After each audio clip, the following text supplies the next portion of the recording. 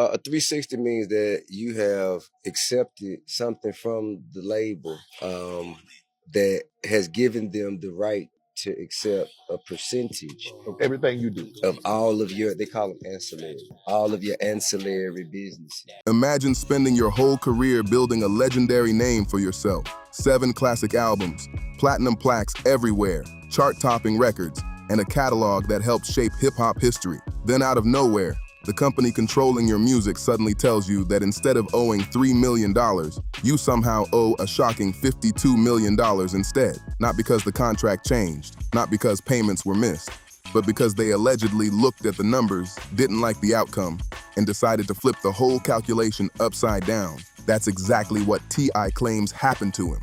And Tip isn't keeping this drama locked inside interviews or throwing sneak shots in songs anymore. He reportedly took the fight straight to court with a massive lawsuit obtained by Billboard. The case accuses Sync Music, the company controlling his entire Atlantic Records catalog, of completely ignoring the payment formula written inside the contract itself, in what T.I. says was a move to squeeze almost 20 times more money out of him than he actually owed.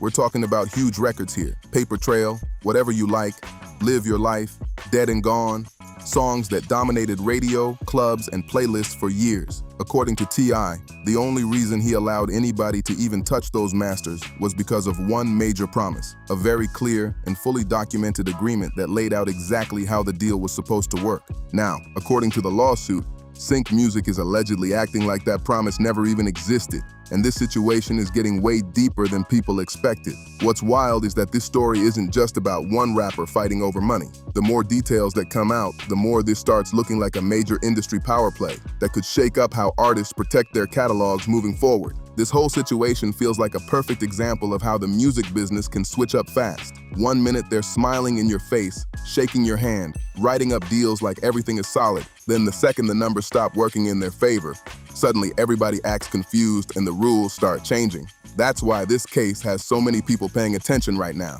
Before getting into the lawsuit details, there's some real history behind all this that makes the situation hit even harder. T.I., born Clifford Joseph Harris Jr., isn't just another rapper from the 2000s era. He helped build Southern hip-hop into a global movement. Coming out of Atlanta's Bankhead neighborhood, Tip grew up surrounded by an environment where street culture and music were deeply connected. A lot of people on the outside never fully understood that world. But T.I. turned those experiences into music that connected with millions. He didn't just make records about trap culture for entertainment. He lived through difficult situations, survived that life, and transformed those stories into a career that helped reshape mainstream hip-hop. When he first debuted in 2001 through Arista Records, people saw potential. But once his Atlantic Records run started, everything exploded in a major way. We're talking about an incredible catalog here. Trap Music in 2003, Urban Legend, King, T.Y. vs. T.I.P., the massive Paper Trail album in 2008, followed by No Mercy and Trouble Man. Those projects didn't just sell records. They helped push Atlanta and trap music onto the world stage permanently. The numbers behind that run are serious too. Millions of albums sold, billions of streams, and hit songs that completely dominated radio and charts for years. Paper Trail alone was huge. Whatever You Like became a #1 smash. Live Your Life with Rihanna took over everywhere, and Dead and Gone climbed all the way near the top of the charts too. These weren't just random hits. These were era-defining records that turned T.I. into one of the biggest names in hip-hop. That Paper Trail album didn't just go platinum. It went multi-platinum and became one of the most respected rap albums of the entire 2000s era. Even today, fans still rank it among the best projects from that time. And the crazy part is, those records never really slowed down. They still generate money everywhere. That's what people really need to understand about T.I.'s catalog. Those songs didn't fade away after a couple years like a lot of hits do. Whatever You Like still pops up in commercials. Live Your Life keeps landing in movies, TV shows, and streaming playlists. Bring 'Em Out gets blasted at sporting events all across the country every single week like it never left. Those records became long-term moneymakers that continue pulling in serious revenue nearly 20 years later. So when people talk about somebody trying to control those masters, this isn't about an old catalog collecting dust somewhere. This is one of the most valuable and durable catalogs in Southern rap history. The music still works across generations, and companies know exactly how profitable that kind of catalog can be. Now here's where the industry side comes in. Like a lot of artists from that era, T.I. didn't actually own his masters at first. Atlantic Records did. Back then, that was the standard setup in the music business. Artists signed the deal, recorded the albums, and the label kept ownership. That was the game. Most artists never got a real chance to reclaim their music because the system wasn't built for that. The industry was designed for labels to hold on to intellectual property forever while collecting money from it year after year. And for a long time, artists really didn't have the power, money, or legal backing to fight it. Sure, some would complain during interviews or speak out publicly, but very few actually had the resources to challenge the companies controlling their catalogs. That's why T.I.'s current fight has so many people watching closely right now. But then, in 2017, the whole situation took a major turn. A company called Sync Music, known for buying up music catalogs, stepped in and purchased T.I.'s entire Atlantic Records era catalog in what people described as a huge industry move. At the time, Sync's president, Barry Daffern, even made a big public statement claiming the company was a place artists of all sizes could trust to maximize the value of their intellectual property. Big promises, real polished talk. And this is exactly where things reportedly started getting complicated. See, when Sync approached T.I. about acquiring the catalog, they needed something extremely important from him: cooperation. In the music business, catalog deals become way more valuable when the artist is actually supportive of the company controlling the music. They want the artist promoting the records, showing goodwill publicly, and helping keep the catalog attractive to brands and streaming platforms. Because if an artist openly hates who owns their masters, it can create all kinds of problems. Brands can get nervous about licensing songs for commercials or films. Streaming services may become less enthusiastic about playlist support. Public backlash can damage the value of the catalog itself. These companies know all of that, so they usually come to the table with incentives to keep the artist happy. According to the lawsuit, Sync didn't just buy the catalog and disappear afterward. They reportedly offered T.I.'s company, Grand Hustle, something major: a buyback option. Basically, the agreement allegedly said, "We'll buy the masters now, but later, you'll have the right to purchase them back," using a pricing formula written directly into the contract. And according to T.I., that clause changed everything. The lawsuit says the buyback option was one of the main reasons he agreed to the deal in the first place. Without it, the sale may never have happened at all. This wasn't some extra perk tossed into the contract as a favor. T.I. reportedly viewed it as the entire foundation of the agreement. What makes this situation even crazier is that the pricing formula itself allegedly wasn't even complicated. The contract reportedly stated that the future buyback price would equal 12 times the catalog's net profits during one specific period, from May 2023 through April 2024. Straightforward math, clear language. At least, that's how it looked on paper before the current legal battle exploded into public view. The formula itself sounded pretty simple on paper. You take Sync's gross earnings from the catalog during that time period, subtract the royalties owed to T.I. and Grand Hustle, then multiply the remaining number by 12.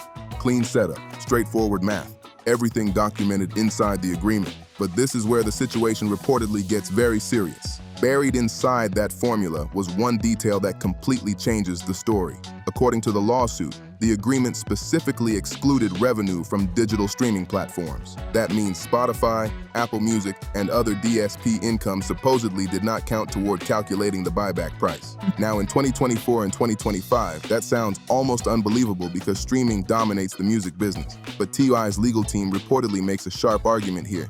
They point out that Sync created this contract back in 2017, and even at that time, everybody in the industry already knew streaming was taking over. This wasn't some hidden trend nobody could predict. Spotify had already been operating in the United States for years. Apple Music launched in 2015. By 2017, digital streaming had already become the main way people listened to music. Physical sales were fading, downloads were slowing down, and streaming was clearly the future of the entire industry. According to the filing, Sync themselves allegedly drafted the language excluding streaming revenue. T.I. then agreed to the deal based on those exact written terms. That detail matters a lot because the lawsuit basically argues that the company can't suddenly pretend the contract says something different years later just because the economics changed. And honestly, this raises a huge question.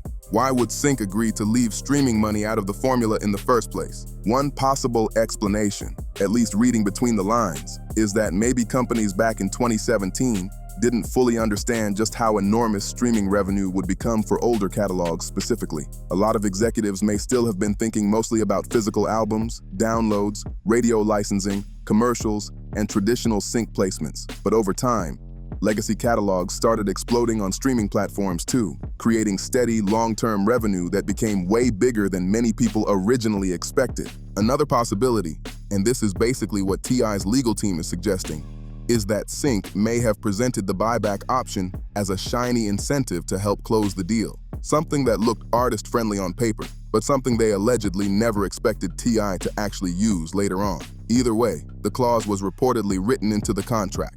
Both sides signed it, and that's the part that matters most once lawyers and courts get involved. Then came September 2024, when everything reportedly shifted into chaos. According to the lawsuit, Grand Hustle officially exercised the buyback option exactly within the agreed timeline. T.I.'s team allegedly sent over the required notice, followed the contract process carefully, and expected the next step to be simple: calculate the number using the formula already written in the agreement. But instead of getting a response, they reportedly got silence. Not days, not weeks, 6 full months with no clear answer, no official price quote, and almost no communication from Sync about where the process stood. Imagine sitting there, knowing you supposedly have a legal right to buy back your own catalog while waiting half a year for somebody to give you a number that should have already been easy to calculate. And in real negotiations, silence can say a lot. A long delay sometimes makes people wonder if somebody behind the scenes is trying to buy time, rethink the deal,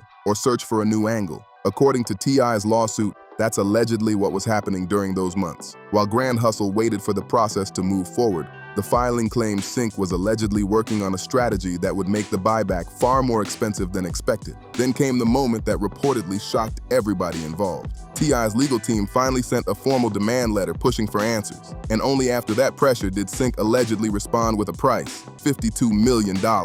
That number immediately raised eyebrows because the lawsuit argues it was nowhere close to what the contract formula should have produced. Think about that for a second. Being told you need $52 million to buy back your own catalog, the records you created, the songs connected to your entire legacy, the music that helped define an era of Southern hip-hop. According to T.I., the gap between the contract terms and that massive number is exactly why this legal battle exploded into public view. But here's where things get even more interesting. According to the lawsuit, T.I.'s lawyers didn't panic when that $52 million number came back. They went straight to the contract, pulled up the exact formula, and ran the numbers the way the agreement allegedly said to run them. And when they did that math, the price reportedly came out somewhere between $2.4 million and $3 million.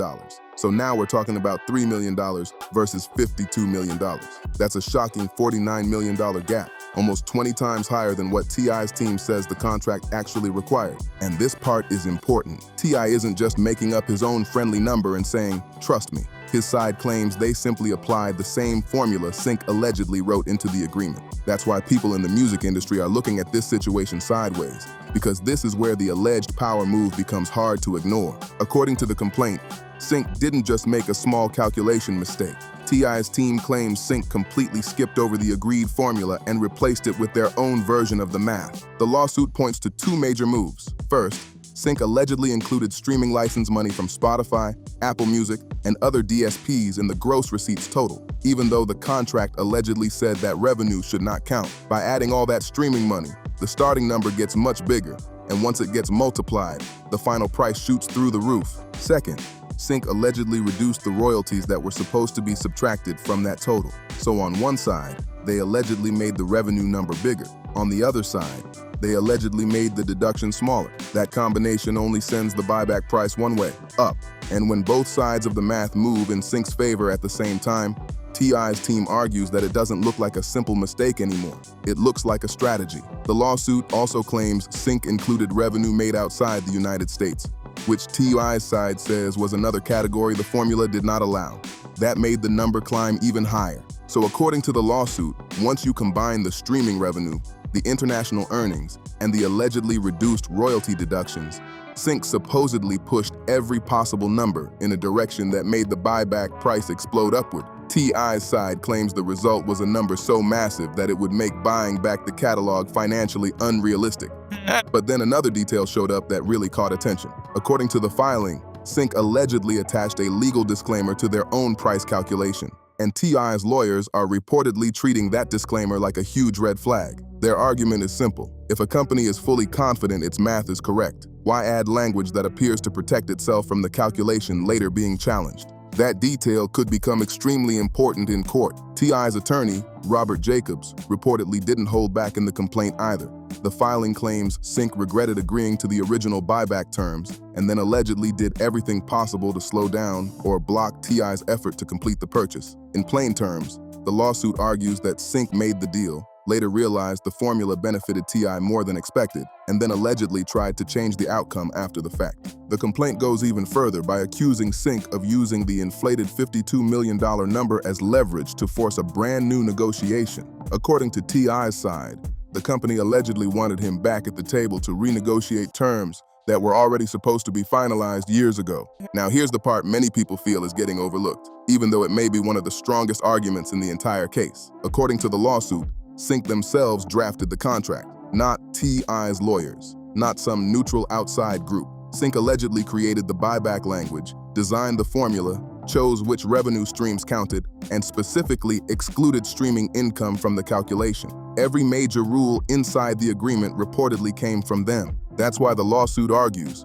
it makes no sense for Sync to suddenly reject the exact terms they originally created just because the final number allegedly turned out lower than they wanted. And legally, there's an important principle that could become a major factor here. It's called contra proferentum, a legal doctrine saying that if contract language is unclear or disputed, courts often interpret the ambiguity against the party that drafted the agreement. In this situation, T.I.'s side would likely argue that if there's confusion about what the formula means, the interpretation should favor him, because Sync allegedly wrote the contract in the first place. That could become a serious problem for the company if the court decides the agreement language supports T.I.'s interpretation of the deal. At the center of all this is a bigger question that reaches beyond one artist or one catalog. When companies create contracts with artists, can they later ignore the same rules they originally put in writing once the economics stop benefiting them? That's the issue making this lawsuit such a huge conversation inside the music industry right now. And that's what makes this situation so difficult to ignore. According to the lawsuit, the exclusion of streaming revenue wasn't vague or hidden in confusing language. T.I.'s side says it was written clearly and directly into the agreement. If that wording is as straightforward as the filing claims, Sync could have a hard time explaining why streaming income should suddenly count now, when the contract allegedly said the opposite from the start. But real talk, this case is bigger than just T.I. A lot of people in the industry are looking at this lawsuit as a rare public example of the kind of behind-the-scenes disputes artists often deal with quietly. The difference here is that T.I. reportedly has the legal resources, business experience, and platform to challenge it openly instead of staying silent. For people who don't fully understand how catalog deals work, here's the bigger picture. When companies like Sync buy music catalogs, they're making long-term investments. They pay a large amount up front to acquire rights to the music, in this case, from Atlantic Records, and then they continue making money from that catalog over time. That revenue can come from streaming platforms, movie and television placements, commercials, international royalties, sports licensing, and all kinds of other uses connected to the music. The entire business model depends on one thing: the catalog eventually earning more money than the company originally paid for it. And over the last decade, streaming completely changed the value of those catalogs in ways many people didn't fully expect. Once platforms like Spotify, Apple Music, and YouTube Music became dominant worldwide, older music catalogs suddenly turned into non-stop revenue machines. By 2024, Spotify alone reportedly had more than 600 million users globally, and classic songs from previous decades were pulling in massive streaming numbers every single day. Music that once generated modest radio or physical sales income suddenly started producing huge, steady revenue from worldwide streams around the clock. That shift caused catalog values to skyrocket across the entire industry. We're talking about an era where billion-dollar catalog deals became normal headlines. Bruce Springsteen reportedly sold his masters for around $500 million. Bob Dylan's publishing deal reportedly crossed $300 million. Companies started aggressively chasing ownership of legendary music catalogs because the long-term streaming income became incredibly valuable. And according to T.I.'s lawsuit, this is the exact situation Sync allegedly found themselves in. The filing basically argues that Sync made a deal back in 2017 using a buyback formula that excluded streaming revenue, the very category that later became one of the most profitable parts of owning a legacy catalog. Now, years later, T.I.'s side claims the company is allegedly trying to change how the formula works because the economics of streaming made the catalog worth far more than they originally expected. Maybe back in 2017, Sync never expected T.I. to actually use the buyback option. Maybe they assumed the formula would eventually produce a number so high that he'd walk away from it. But according to the lawsuit, Tip exercised the option exactly on schedule. And when the formula was allegedly applied the way the contract required, the number reportedly landed around $3 million. Now think about the bigger picture. A catalog connected to massive records, billions of streams, licensing placements, and nearly 2 decades of cultural impact could potentially be worth tens of millions on the open market today. That's where the tension reportedly comes from. According to T.I.'s side, that's the reason the response allegedly came back at a shocking $52 million instead. And honestly, one of the biggest parts of this story is the fact that T.I. decided to take it public through the courts. This isn't somebody venting online for attention. This isn't a random social media rant or a few slick lines hidden inside a song. T.I. reportedly hired major attorneys, filed detailed legal claims, and brought the entire dispute directly into the judicial system. That kind of move takes serious money, patience, preparation, and confidence that your side of the case can hold up under legal scrutiny. What also makes this situation stand out is what T.I. is reportedly asking the court to do. The lawsuit isn't only about collecting damages or getting compensation for delays. According to the filing, T.I. and Grand Hustle want the court to force Sync to honor the agreement and sell the catalog back at the price the contract formula allegedly requires. That's a huge difference. At the center of this fight is something deeper than just numbers on paper. This case touches on ownership, leverage, and control in the music industry. It raises questions about what happens when an artist fully understands the business side, has the financial backing to challenge major companies, and refuses to quietly accept terms they believe violate the original agreement. That's why so many people inside the industry are paying close attention to how this battle plays out. For decades, the music industry operated with a huge imbalance of power and information. Major labels had full legal departments, accountants, contract specialists, and entire business teams built specifically to handle deals like these. Meanwhile, many artists, especially young artists coming out of neighborhoods like Bankhead, often had only a small circle around them trying to figure everything out in real time. And a lot of the time, that simply wasn't enough to protect their long-term interests. But over the years, the conversation around ownership completely changed. Artists started paying closer attention to masters, publishing rights, and contract language. Jay-Z built an entire business empire centered around ownership and control. Taylor Swift famously responded to the sale of her masters by re-recording her first 6 albums, turning a situation she opposed into one of the biggest moments in modern music history. Rihanna reportedly walked away from massive offers and continued betting on herself instead of giving up control too easily. Now T.I. is stepping into that same larger conversation. According to the lawsuit, he's basically saying, "I'm not quietly accepting an outcome that allegedly ignores the contract." Instead of just complaining publicly, he reportedly chose the legal route and is asking the court to enforce the exact agreement that was originally signed. And this is the part T.I.'s side keeps emphasizing. The formula at the center of this fight was allegedly written by Sync themselves, every word of it. The lawsuit argues that T.I. isn't trying to twist the language or exploit some hidden loophole. His side claims they're simply asking Sync to honor the exact terms the company created, negotiated, and approved years ago. That's why supporters of T.I.'s position see this less as an aggressive move and more as basic contract enforcement. If a written agreement exists, people expect both sides to follow it, especially when millions of dollars in ownership rights are involved. Now the real focus turns to the courtroom and how a judge interprets the contract. According to the filing, T.I. wants 2 main outcomes. First, a ruling that the correct buyback price falls somewhere around $2.4 to $3 million based on the formula allegedly written into the agreement. And second, the transfer of the catalog back into Grand Hustle's control. If the court eventually agrees that the formula is clear and that Sync failed to follow it properly, the impact could go far beyond this one dispute. A ruling in T.Y.'s favor would send a powerful message across the industry that catalog companies can't allegedly promise artists one thing in writing to secure cooperation and later attempt to change the rules once the financial outcome becomes less favorable for them.